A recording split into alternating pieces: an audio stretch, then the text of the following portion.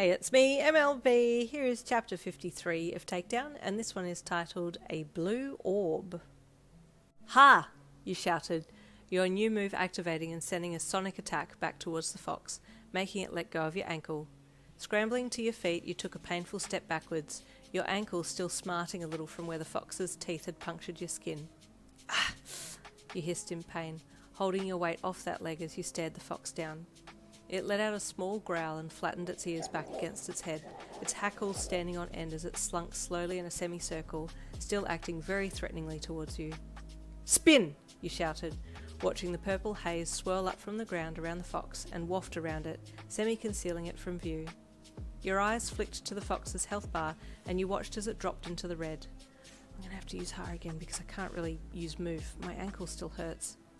Because the creature was pretty much on its last legs, it didn't have the energy to attack you, and your sudden shout heralded the end of the fox's life as your Ha attack completed and turned the fox into crystals. Man, my ankle still hurts, you thought, your gaze lowering as you reached down to touch your leg and survey the damage. You had 2 little teeth marks in the side of your leg, and you ran your fingers lightly over it.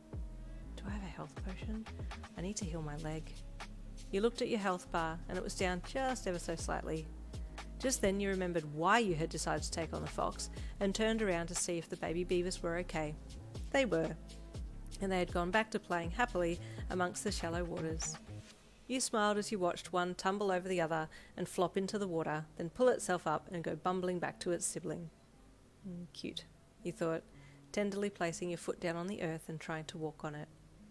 As you started to limp back towards the track that you had first entered on, the air around you cooled, and you felt a presence from nearby. Looking up, your eyes slowly scanned around you to try and determine what had caused the change, but you couldn't see anything.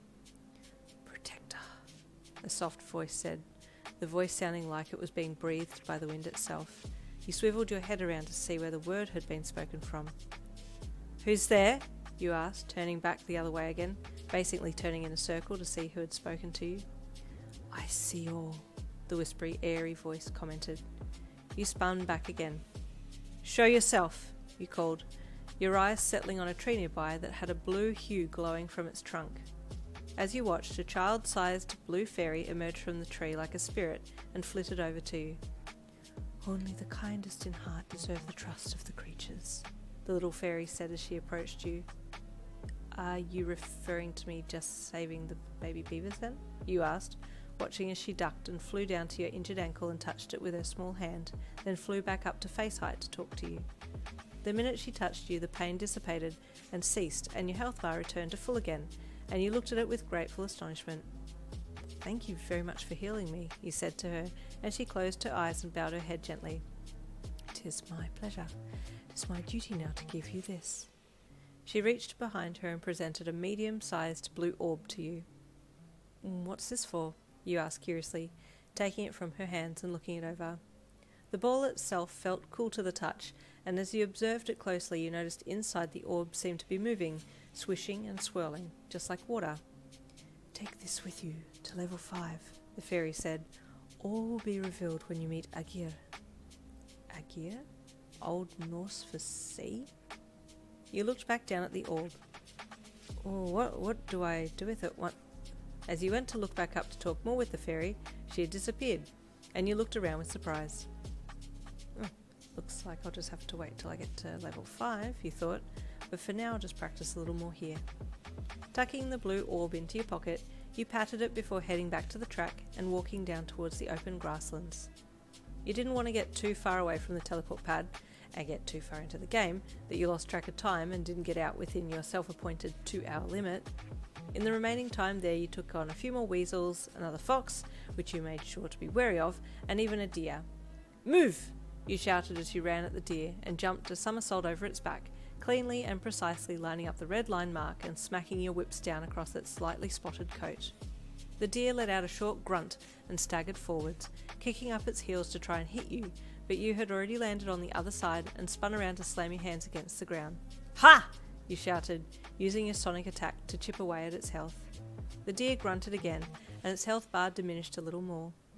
One more whip attack, and that should do it, you thought, taking a few light steps to the side before taking another step back and launching yourself forwards and up, jumping over the deer again.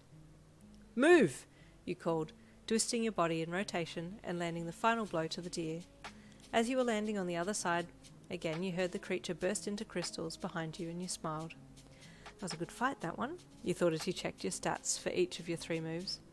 I'm not sure what I started with move, but it appears to have leveled up a bit. I'm now at 5 for that skill, spin is at 3 and heart is at 1. At least I have one skill that's getting stronger. You pondered different things as you reluctantly made your way back to the teleport pad, then walked to the house on level 44 and signed out. I'll be back in game later today anyway, so I'll get to practice that a bit more and then head on to level 4. We're slowly leveling up. Go Yin, go girl power. Stay tuned for the next chapter, chapter 54, coming tomorrow.